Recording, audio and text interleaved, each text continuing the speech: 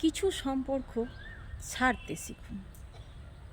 ছাড়তে না জানলে আপনাকে মরতে হবে। আপনি মরে যাবেন কেন বলছি? আপনি ভাবছেন যে সে তাদের ছেলের বৌমারা তো আমার সাথে বান্ধবী জেসে ট্রিট করে, ফ্রেন্ডশিপ। কিন্তু তারা কি করছে? তারা আপনাদের সাথে বান্ধবীর মতো ট্রিট করছে, অ্যান্ড তারা কিন্তু কখনো কখনো তাদের শ্বশুর শাশুড়ির বৈঠকে গিয়ে আবার আপনার নিন্দা শুনছে। তো তারা ঠিক গোল আলু চেনেন? গোল আলু, আলুর মতো বিহেভিয়ার করছে। মানে গুড়গুড় গুড়গুড় করে তখনই আপনার দলে আপনার ফেভারে কথা বলবে, আবার তখনই তাদের শ্বশুর শাশুড়ির দলে। এবার আপনি কি করছেন? আপনি দেখছেন শ্বশুরের বিহেভিয়ার খারাপ, এ তো ঠিক আছে। এই যে আপনি যাতা করলে পিসবেন, আপনি তুরন্ত সেই সম্পর্কগুলো থেকে বেরিয়ে আসুন।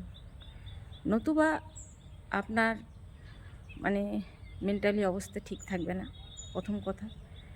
আর দ্বিতীয় কথা, এই যে সম্পর্কগুলোকে না চাওয়া সম্পর্ক, মানে তাদের না চাওয়া, আপনি চাইছেন হয়তো, তাদের না চাওয়া সম্পর্কগুলোকে আপনি যে জোর করে ধরে রাখতে চাইছেন না, তো কি হবে? আপনি একটা ভুল টেনে চেপে ফেলেছেন। আপনি যতদূর যাত্রা করবেন আপনার ফিরে আসতে ততটাই কষ্ট হবে।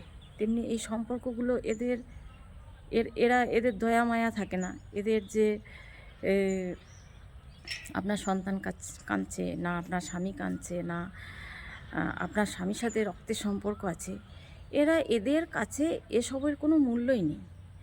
মানে এরা মনে করে এদের মতেই পৃথিবীতে এসেছে বাড়ির ছোটো ছেলে, এদের মতেই কারোর সাথে ভাইপো ভাইজি, বাবা মা, দাদা বৌদির সম্পর্ক, এগুলো সমস্ত যে ঈশ্বরের দান। ঈশ্বর চেয়েছে সে পৃথিবীতে এসেছে, ঈশ্বর চেয়েছে তাই তার সাথে ভাই বোনের সম্পর্ক হয়েছে, তার সাথে স্বামী স্ত্রীর সম্পর্ক হয়েছে, তার সাথে ভাইপোর সম্পর্ক হয়েছে। এরা মানতে চায় না, এরা ভাবে আমরাই সর্বেশা, আর আমরা যেটা বলবো সেটাই হবে। এরা নিজেদেরকে সর্বা ভাবে।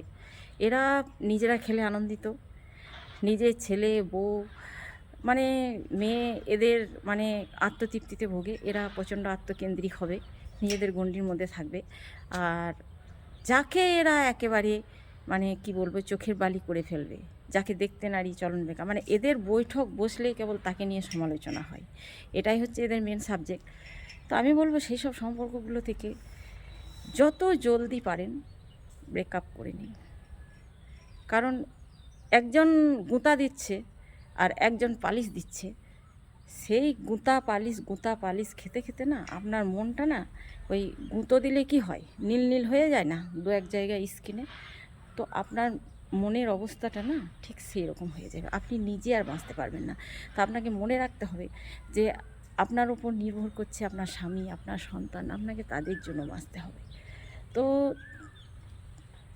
দেরি হয়ে গেল আমার, আপনাদের জন্য দেরি না হয়, সময় থাকতে এইসব সম্পর্কগুলোকে চিনে ফেলুন এবং সাথে সাথে ব্রেকআপ করে নিন।